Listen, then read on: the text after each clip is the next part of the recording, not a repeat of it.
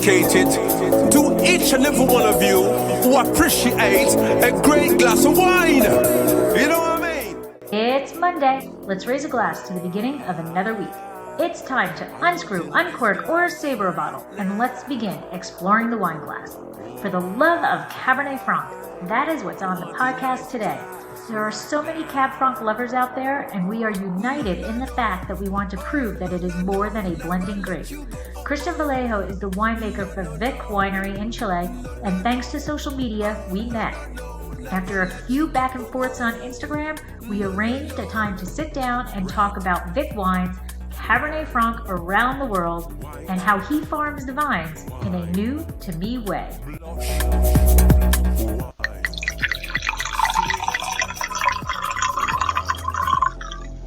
I want to give a big shout out to Joey V. Price HR for leaving this 5-star review. Great content. I've always wanted to become smarter about wine, and this podcast will help. I enjoyed the Great Wines of Italy episode and look forward to future podcasts. Thank you, Joey V. Price HR, for listening and for leaving this fantastic review. This truly is the best way to show support of the podcast and to help let other wine lovers find Exploring the Wine Glass.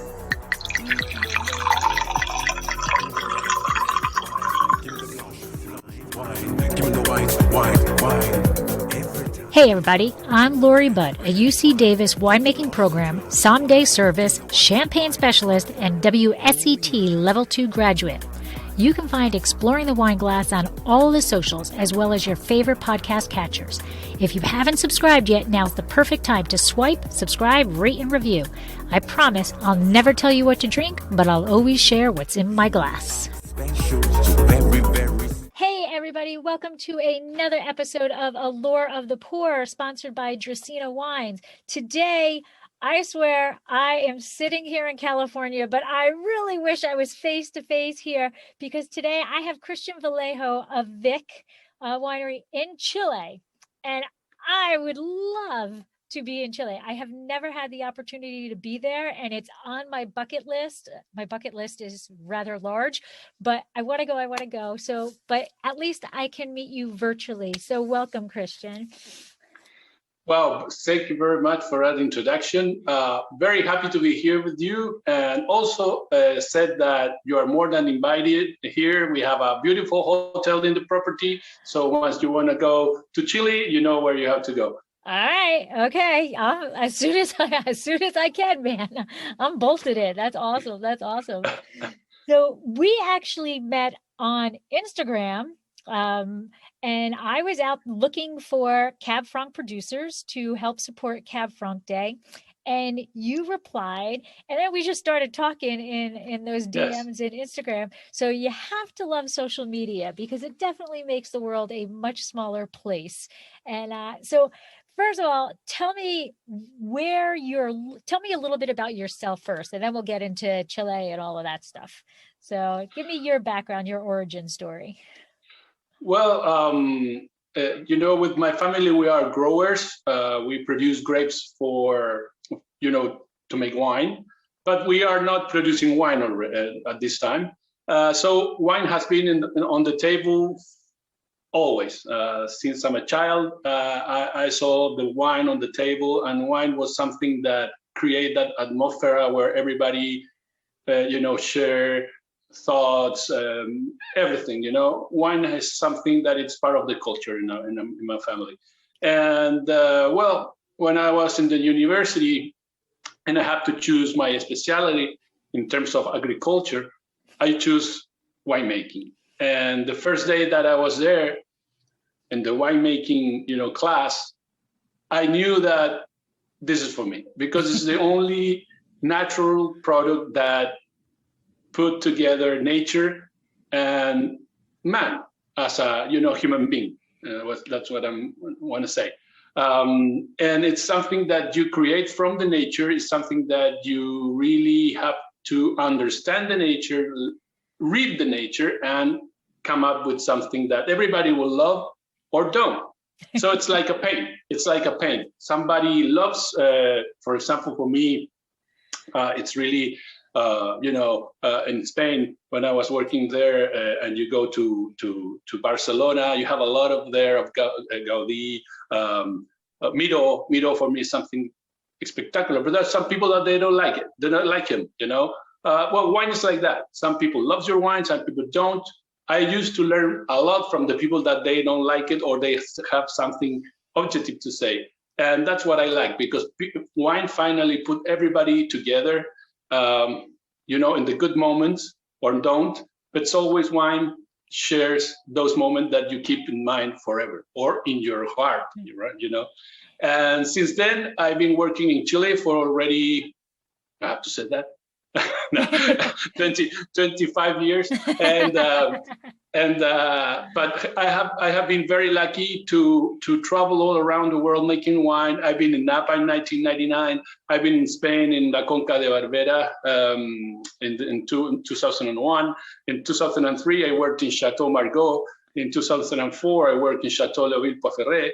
2005, I worked in Italy and also in France in Chateau Berliquet San Emilio, and in Italy in Cantina Toblino in the north of Italy. And then I came again to Italy and I repeat Bordeaux in Chateau Le Croc, which is Bordeaux Classé. So I did Fair Cru Classé, Deuxième Cru, Berliquet, which is à côté, that's French, which is the neighbor of Chateau Pavie. So I've been lucky to learn from different cultures what wines means for them.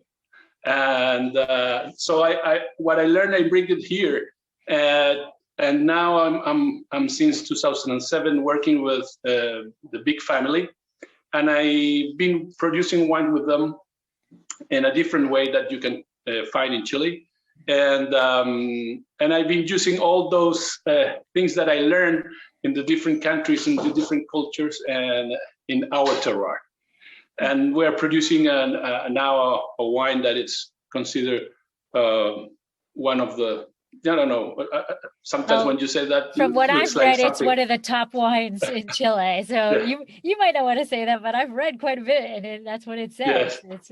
It's being one of the most well-respected wines coming out of Chile. So kudos to you. I guess taking all those trips around has paid off. Yes. You were in Saint Domingue. That's one of my favorite places on earth. I absolutely love it there. So being in all of those places and yes, taking in all of that knowledge and all of that, though, like there's got to be similarities between making wine is basically making wine. But each area has their own little tweaks and things like that. What would you say is like one of the, when you saw it, you're like, oh, that's pretty cool. That's pretty cool. Well, that's a very good question. And yes, I learned some things from each culture. For example, France, it was about viticultural aspect and tannins. So they work the vines till the harvest. And that's where you make wine in the vineyard, and that's my philosophy too. Now I learned it from them, and then tannins in the winery. Napa, it's more about the technology that you at that time. I'm talking about 1999, so everything changed, right? But at that time, it was to use the technology to help you to make better wine. So I learned a lot of different techniques there. I bring a lot of different machines to help, how to make wine, like for the pump overs or things like that.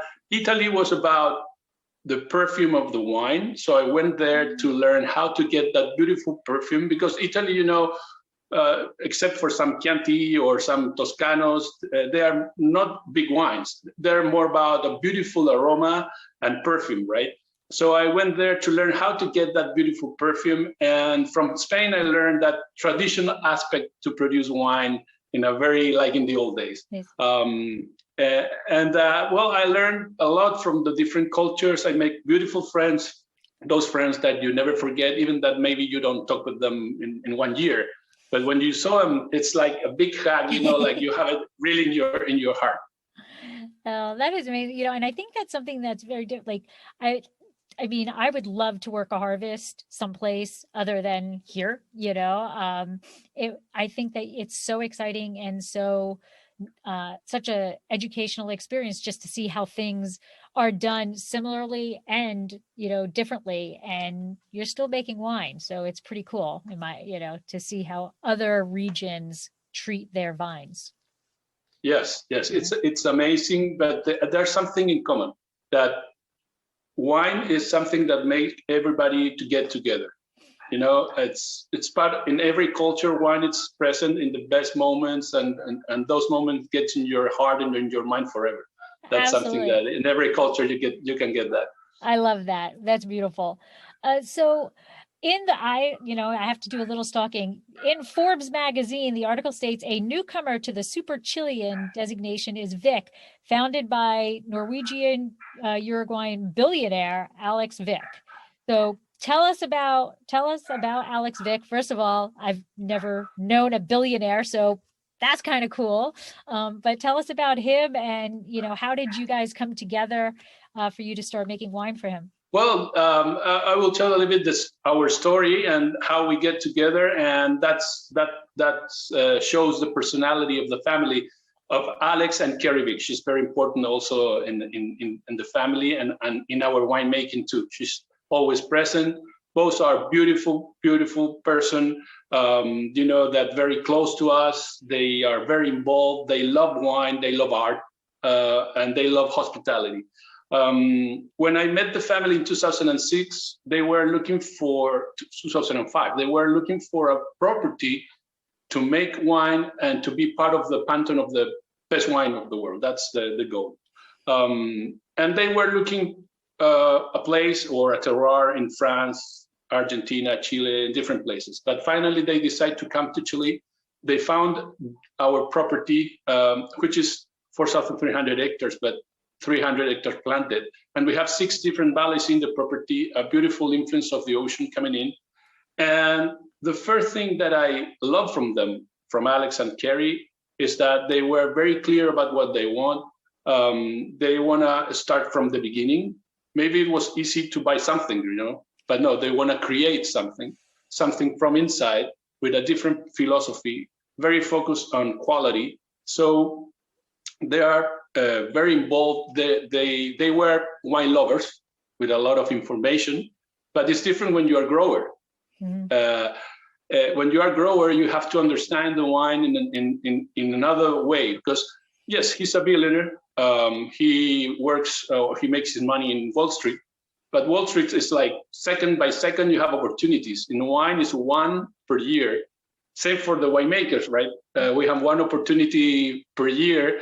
So right. Since you are working when you have 25 years old till, let's say, 65. So you have 40 opportunities in your life.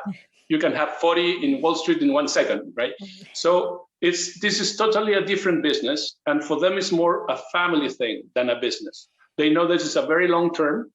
And they know that here the business or this is more about passion. It's more about the family issue. It's more about their name. That's why they call it VIK. VIK is the last name of the family.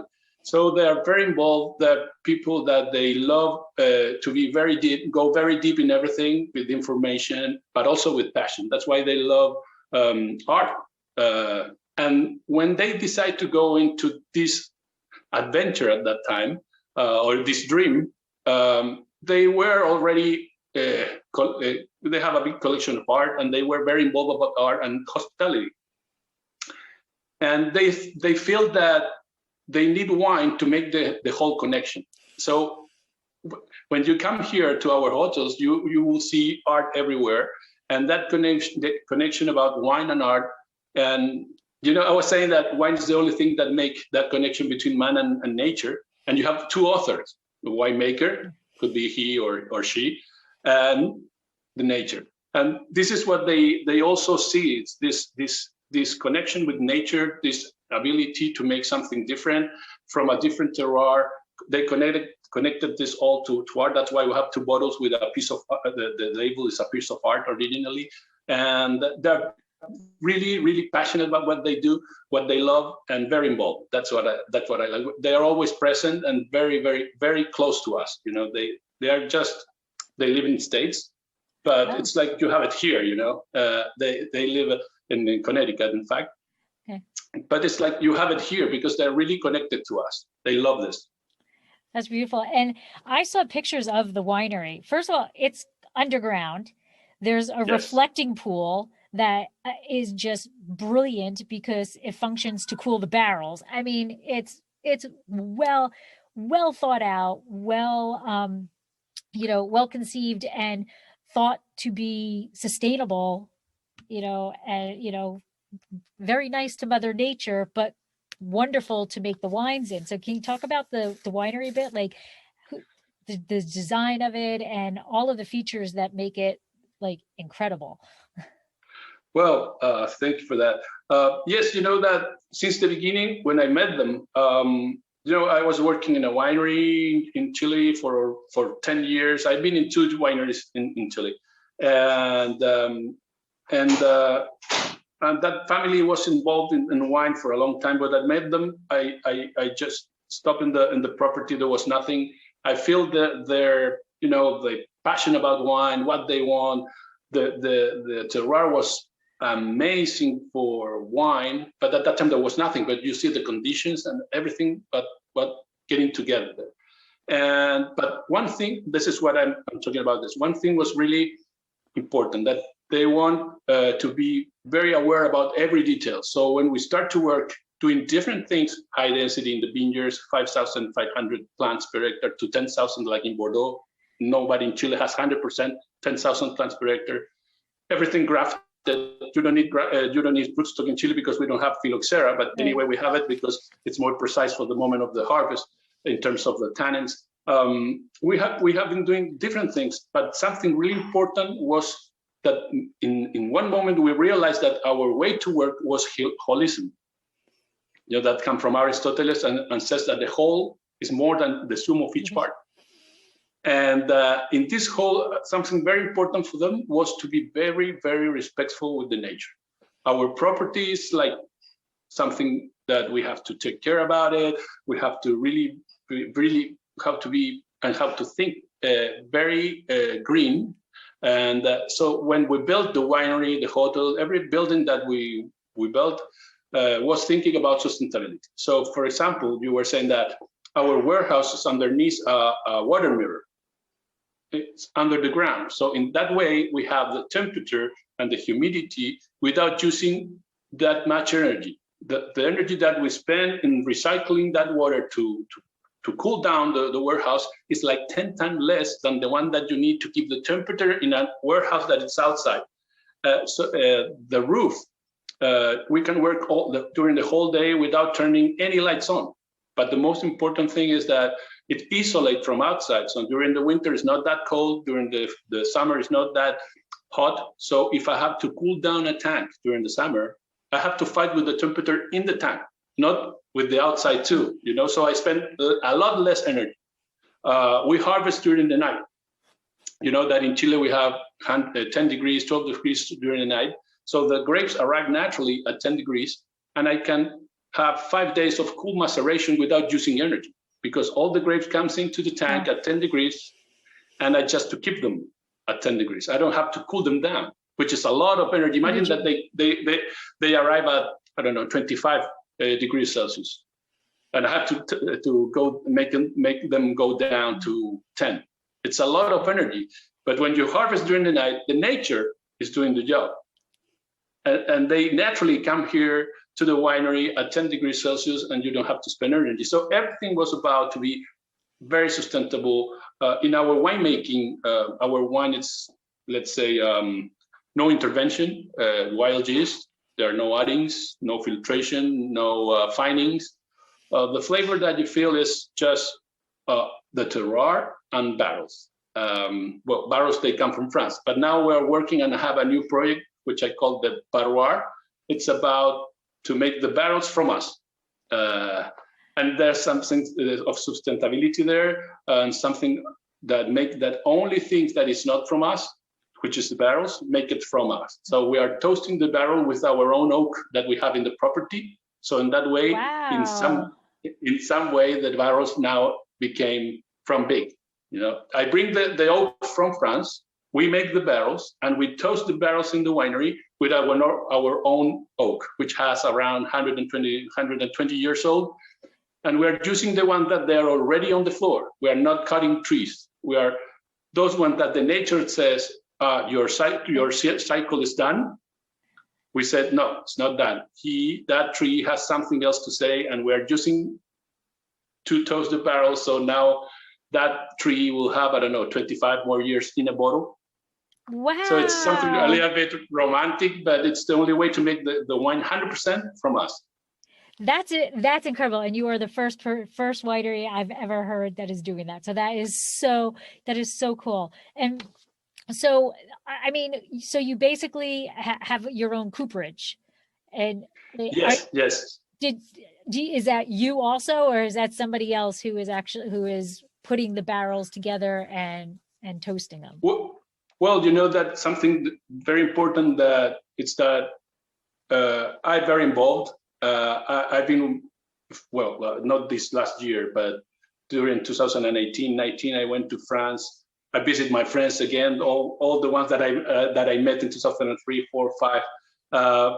But to learn how to make barrels, how to choose the oak, how to choose the trees, and then I realized that, and I'm working with 2 cooperage, that I have to choose the I don't know how to say it in English, in Spanish, the estates.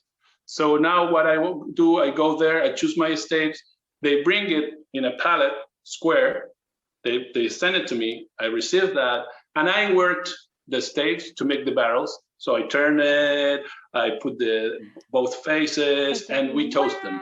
Wow, that's awesome.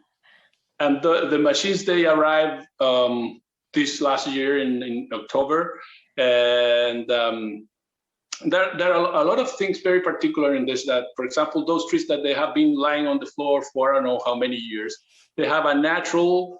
The rain has been, oak has to be 24 or 36 months under the rain in France, right?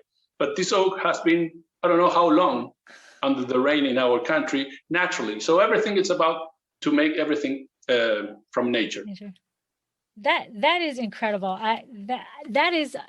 I'm blown away by that. It's like I'm stumbling over words, but that's blown away and it's got to be so much easier to ship the staves not as a barrel, because we all know how much a barrel costs and how difficult it is to physically ship a barrel. So wow, that is truly innovative thinking. So you're actually located in, I don't know if I'm going to say it correctly, but the Vallejo Valley? Millahue, yes, Millahue Valley in the Cachapoal Valley. It's a little bit in the central area, but very close to the coast, in the Cachapoal Valley, yeah. And then how does that, so let's bring this to my beloved Cab Franc, right? So you've got vineyards of Cab Franc. How does your valley affect the climate, affect what's going on in the vineyard? Well, if we, in the case of Cabernet Franc, I learned about it in France. I love it. Normally, all the great wines, they have Cabernet Franc in the blend. It gives that mineral aspect, that tension in the tannins, that beautiful acidity, makes the wine elegant. But it's a variety or a cépage that you have to be very aware about how to manage the grapes during the year since the prune. So you have to take a lot of effort during the year to keep that balance in the grapes. I always say that balanced wines, it's come from a balanced vine that makes a balanced bunch, and then that balanced bunch, balanced grapes, and that balanced grapes, balanced wine. Exactly. So you have to spend a lot of time in the fields, taking care about how to manage the green area, how to make the green harvest. And for example, we do special things like we cut the shoulders and the tail of each bunch. So you imagine the quantity of work that is that? Wow.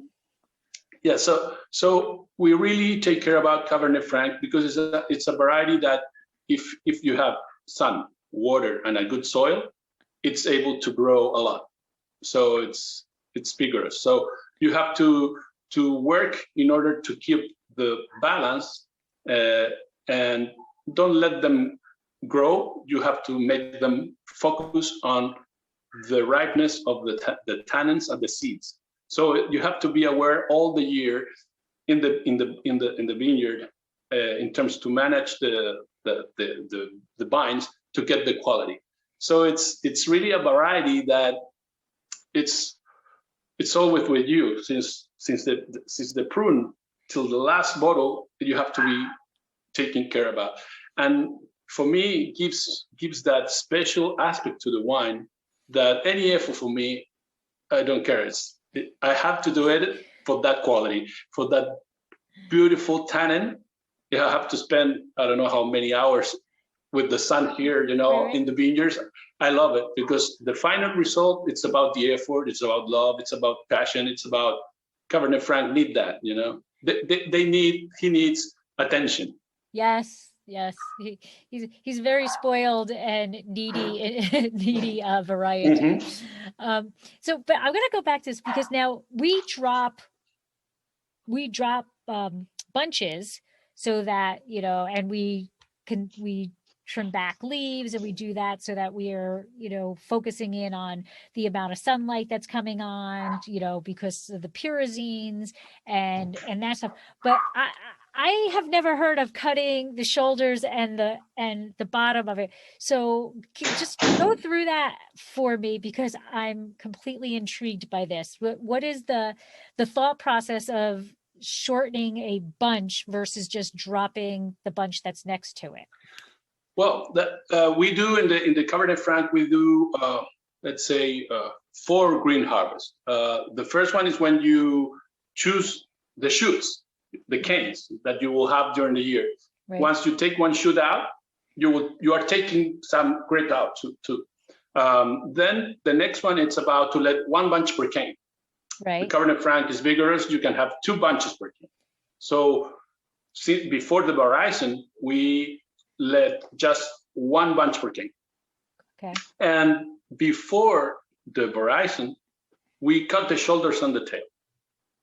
Then we let them get the color, when the horizon starts. And when you have like 70%, 75% of the horizon, there are some bunches they're still green. So those ones, they will be green all the time. I mean, green not in color, but will be late. Correct. Till the end. Once they get the color, you will never know which one was the one that it was late. So we take it out again. So 4 times.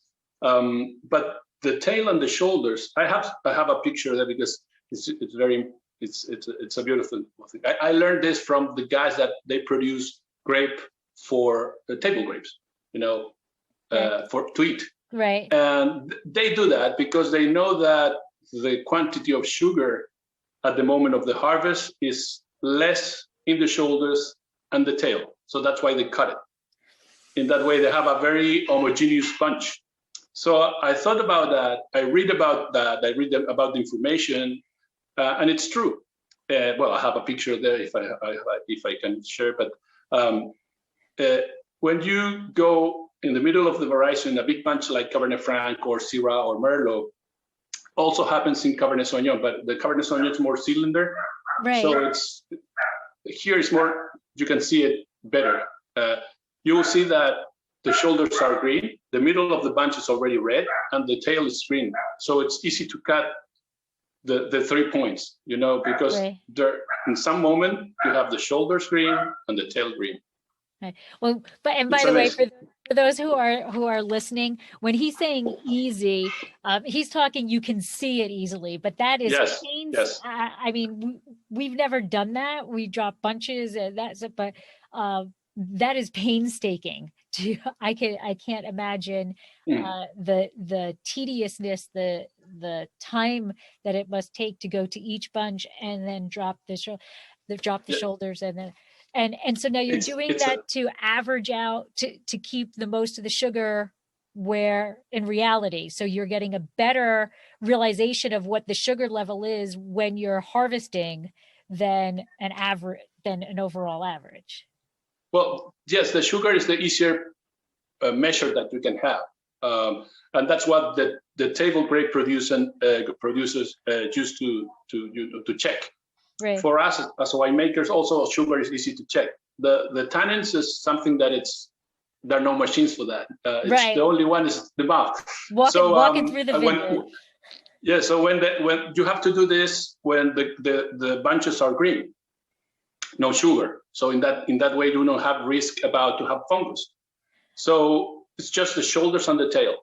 But if you go to any vineyard for wine, a red one, could be big bunches like Syrah or Franc or Merlot, and you have a look during the veraison, at the beginning of the veraison, you will see that the bunch start to have color in the middle, and the last part that they are red is shoulders and tail. So it's that's why it's just cut the shoulders and the tail. You will be sure that those grapes, those berries will be late. And now a word from our sponsor. Did you know that Dracaena Wines has a wine club? We named it the Chalk Club. Draco is on our label, but Vegas was getting a bit jealous, so we decided he deserved to be our wine club spokesdog.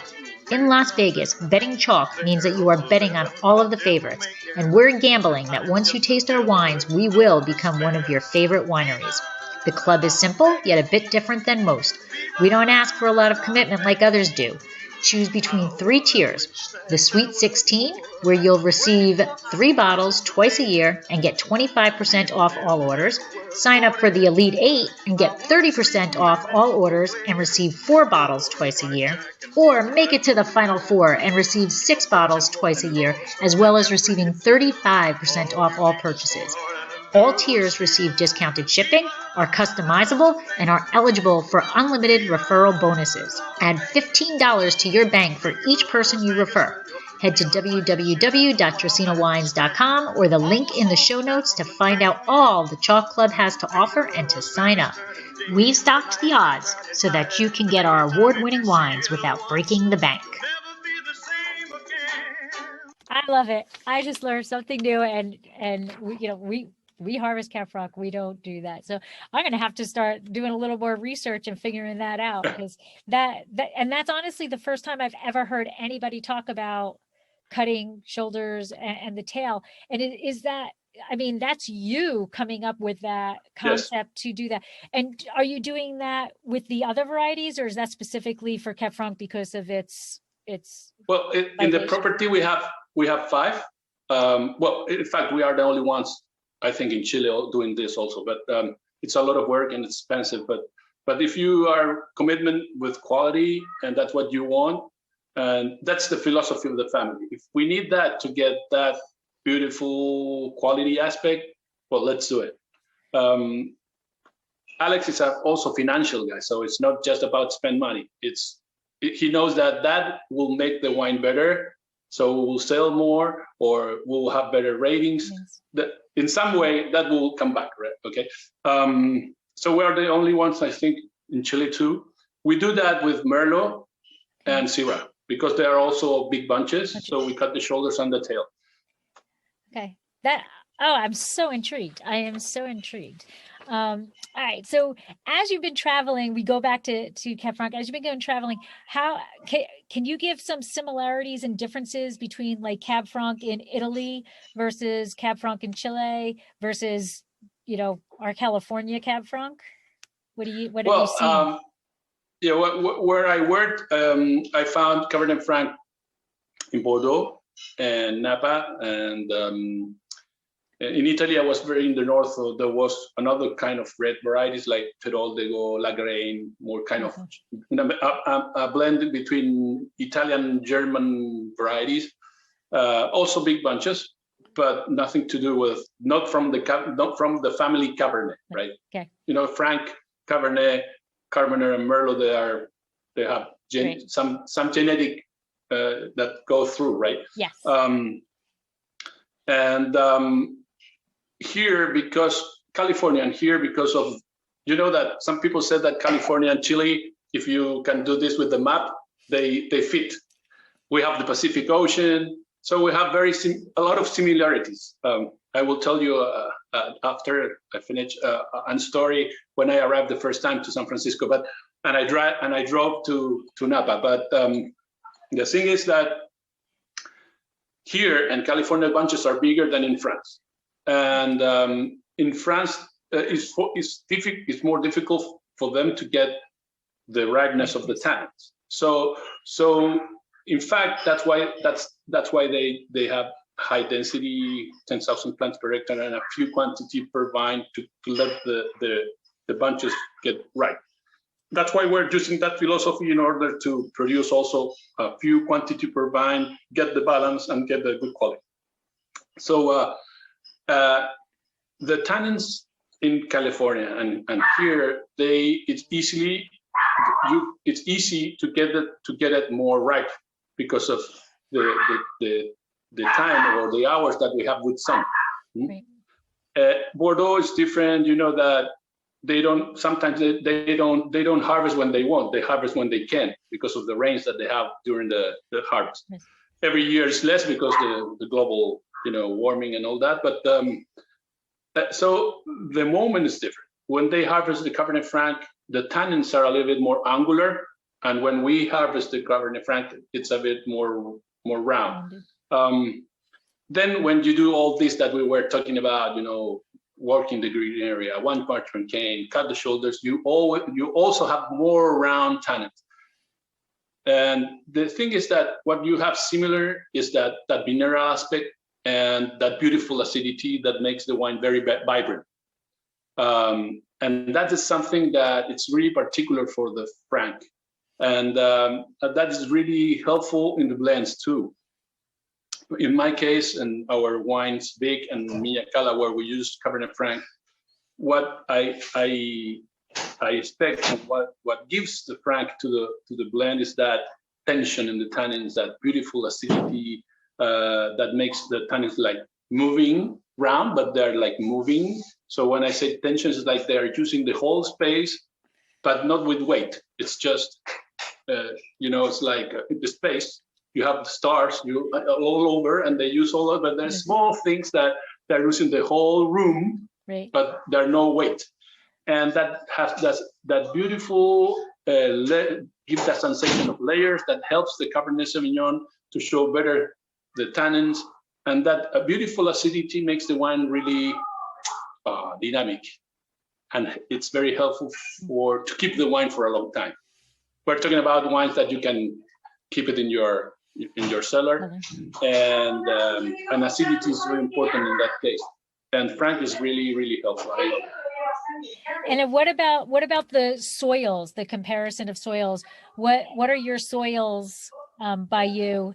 And how are they? How does Cabernet Franc enjoy those soils? Like, are you irrigating it? You don't not need to. Yes. Well, here I have Mia Cala. It's about 13% Cabernet Franc. VIK is a little bit more than that. And Cabernet Franc just to show what I'm drinking. We're gonna get to that. We're gonna get to that. Everybody knows like, oh, he's drinking. What is he drinking? I've been drinking the whole glass. and Cabernet Franc, it's a vigorous variety, even in France or in California. So when you have more, tweet, let's say more clay, water, it tends to grow. So that's why when you want a very balanced vine, you need to be very aware where you're planting your Cabernet Franc. If there's too much clay, then you will have a very vigorous vine. So you need a combination of, let's say, lime, sand, some clay, because clay makes the wine more complex. It's very helpful with the water. In our case, in Chile, we are allowed by law to irrigate. Okay. We have since the verizon till the end of the harvest, 120 days. So we need to irrigate, and we are allowed to do it.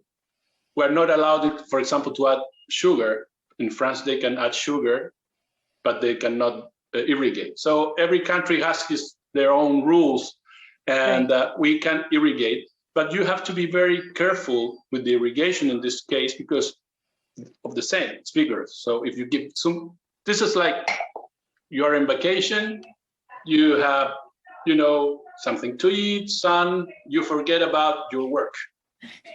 You just If you want to eat something, you have it. If you want to go to the pool, you have it. So you forget about the work. If the vines they have water, sun, a good soil, they don't need to ripe the vines, the grapes, because they have everything that they need. Right. So you need to have a little stress. This is like where you're very focused on your work. Not too much work, because if you have too much work, you're overstressed, and then you start to forget everything because where you start, right? But when you have everything in control and you have a little stress, but you are very focused, you make everything quick and very like, here it is, focus on that. For the vines, same thing. So if you have water, sun, you have to be very careful to how many waters you will add. Let's say for balance, you need to irrigate once, then you have to wait, and you have to play with the vines in terms to give them and take it out, and you need balance. You need them to work till the end. I'm not talking about to stress the vines. They have to feel that they need to ripe the tannins, right?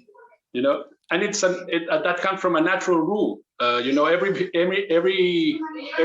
in the nature, the rule is survive for everyone. Right. How the vines or the trees survive with the seeds. That seeds will touch the ground and will start a new plants, right? What is like your typical harvest season in Chile, where you are? When do you typically start and when do you typically end? Well, normally, if you have whites, you start in February, let's say 10th, first week of February, till May, middle of May, with the last Cabernet. So normally you start with Cabernet, Sauvignon Blanc, then Chardonnay, Pinot Grigio, stuff like that. And then the first red will be maybe Syrah or Merlot.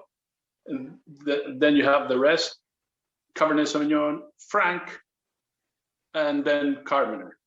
The Cabernet is the last one.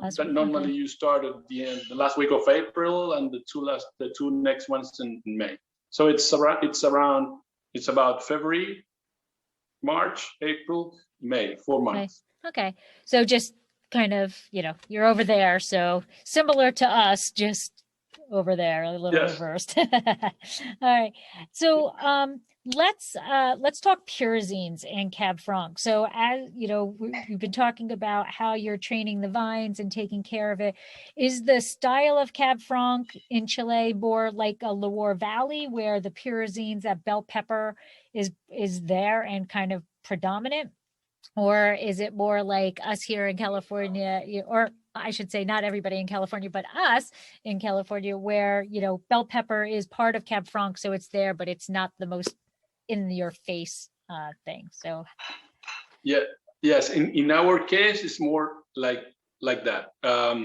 In terms of that, we have since December till May, we have sun. So if you work the vines in terms to open the canopy at the level of the bunches without taking the leaf, the ones in the border, that they act like an umbrella to block the sun, but you have light going inside, you can ripe the tannins and you will avoid that exaggerated flavor of pyrazines. You always will have it because it's part of the Cabernet Franc, but will be part of the personality of the Franc without being, let's say, bad, dominant or bad or overwhelming, like too much. No, it has a touch. And then how you work the vines and the gills, everything will be more elegant or less, or you will have more or less of that. But let's say normally it's less than Loire. And kind of like California. In that way, we're very similar. Okay, so now let's get to what was in your glass. What are you drinking? Well, I'm drinking now Milla Cala. Okay, this is one of our reds. We have 3 reds, 3 blends. It's about Cabernet Sauvignon, 67%, and 12% Franc. A touch of another 2% of Cabernet, and then a touch of Syrah and Merlot. our main wine, which is VIK, it's about 85%, 80%, 79%, depends on the year, Cabernet Sauvignon, and then 20%, 21%, 15%, depends on the year, Cabernet Franc. Always present in our wines. Okay, but so in this case, Milla Cala. Okay, so you said that VIK only produces 3 wines. You have three wines. And is Milla what? One more time. Milla Cala. It's coming. I mean, we are. It just clicked. Yeah, it's Mapudungun language. So it's about our native people, the Araucanos. The language was Mapudungun, and the place where we are, our denomination of origin, our valley where we are, exactly the area, it's Millahue. Milla means gold, we place, so it means the golden place. That's how the native people call it. A lot of years ago, I'm talking about a lot of years before the Spanish arrived to Latin America, right? So they used to call it like that because it was rich in natural resources for them. Let's say there was a big lagoon, so there was fish, there was mastodons, there was trees everywhere, so they have fruit. So for them at that time, no iPhone, no cars, that was something really, like the golden place. Right. And then we took Milla from that, which is gold, and Cala is the translation of VIK to the Spanish. VIK as Vikings means, that in Norway they have a lot of water that goes into the land very narrow like this. So they used to have at the end, little towns. Right. So when you watch Vikings, they have always at the end of this very narrow straight water going in, they have something, Right. So that's VIK. It's about something narrow goes into the land. And the translation of that to the Spanish is Cala. So it's Milla Cala, the golden VIK. Awesome. It's a playing word. And the funny thing of this is that one of the daughters, her name is Camila. Okay. So if you turn this, you have Camila. Camila. Wow. And we didn't realize that till somebody grabbed the bottle and said, but here it says La Camila. And we didn't realize it until we have the label. But that's a part of the story. She was absolutely, wow, I have a wine. I have a wine named after me. But it was something that only happens. Is that considered a different brand for VIK, or does he just have 3 labels and you know what I'm saying? Yes. Let's say it's we have 3 ranges, but we have 2 style of wines. VIK, it's kind of Bordeaux style, but Chilean. Let's say elegant, leaner, beautiful tannins, but with color, fruit in the nose, very Chilean, but very elegant. And Milla Cala is an introduction to VIK. I always said that VIK is that kind of book, that kind of wine that makes you think, that change in every glass. So I always said that VIK is a book. Every glass is a chapter, every sip is a page. And when you know that author, and normally you read the books that he or she made, and you go to the library to buy the new one, even that you know him or her, before to buy the book, you turn it and you read the abstract, right?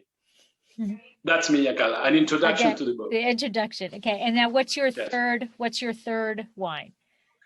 Well, we have another one which is La Pubelle, and it's more New World style. Let's say Napa, Chile, Argentina style, more about round tannins, a little bit more volume in the middle mouth. VIK is really linear, kind of Bordeaux style, but La Pubelle is more about a little bit more volume in the middle mouth without being heavy, but more space in the mouth.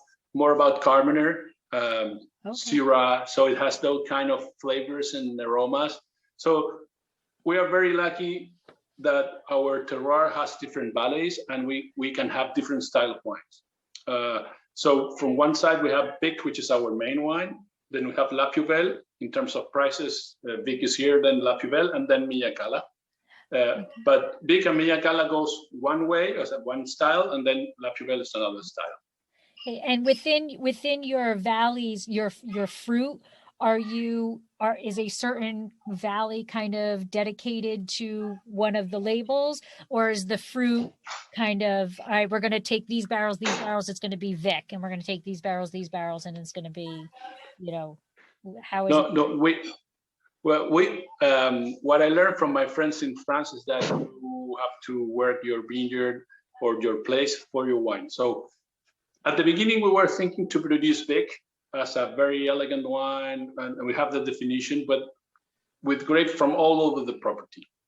But in 2012, I realized that the Cabernet Sauvignon, Cabernet Franc were something different from another type of Cabernet Sauvignon that you can get from Maipo or other valleys.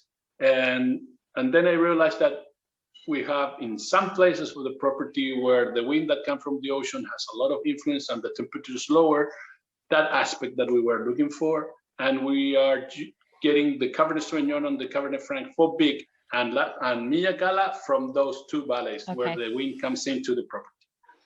Then the other four valleys, we have three that they're dedicated to La Puvelle, which is the temperature is higher, like 1 degree to 2 degrees sometimes Celsius. But that makes it different in the wine. 1 degree Celsius could be in the season, could make another type of grape. So that's another style of wine, and we decide to go with this kind of blend, more New World. And the bottle, the label, it's all about, it's in the whole bottle. I don't have it here, but it's in the whole bottle, and it's a piece of art. So that wine became the family wine in terms that all their passion are in that wine. The wine, the label, because it's art. And the idea became from the hotel. The hotel has different rooms with art. In one room, there a piece of art that is one bottle paint, but a Chilean artist. And so that wine is a different style. It's more about Carmener, more about Syrah, and more New World style. And VIK's another story. But that's the chance that we have with our terroir. Beautiful. So where can people find, I don't have any to drink, so where can I find some of your wines? How can people get a hold of them? Well, we are in different wine stores. We are in different restaurants. For example, like Fogo de Chão. We are, I don't know exactly the name of some wine store. I don't remember right now, and also you can find it in our website, and we will send it to you. So it's vikwine.com. And you go in there and you will see the whole all the wines, and we will send it to your home. But you will find it in different wine stores and restaurants. Okay, so that's really what I was asking. They can go to VIK.com, right? So VIK is VIK.com. VIK Wine, VIKWine.com. Yes. VIKWine.com, and then that will tell them how to purchase it. Yes, you can place your order, purchase it, and we will send it to you right away. All right. We have a warehouse in state for that, so we take around 4 days or something like that, 5 days to get there. Not too long. There are some there were some states where we are still solving some issues, like Illinois and Texas, but in the other ones, we can be there very quick. Yes. Well, trust me, as American wine lovers, we totally understand the complications of living in certain states and getting wine delivered to those states. Yes. It's rough. It's rough. And then what about social media? Now, I found you on your personal account.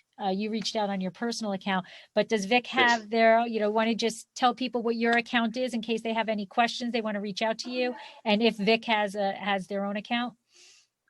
Well, we have accounts for the wines and for the hotel. So you can go to VIK Wine, Instagram, VIK Wine. It's ad, right? Ad? No, it's Yeah, it's and then VIK Wine. and that VIK Wine, or if you want to go and check the hotel, it's at VIK Chile.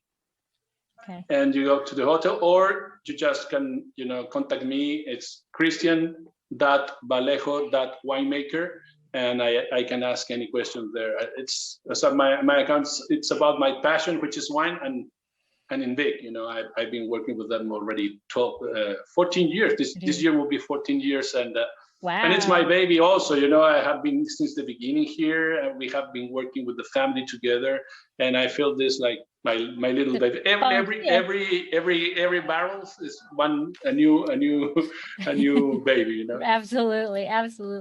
Well, I just want to say, Cristian, thank you so much for joining me and sharing, your story and Cab Franc in Chile.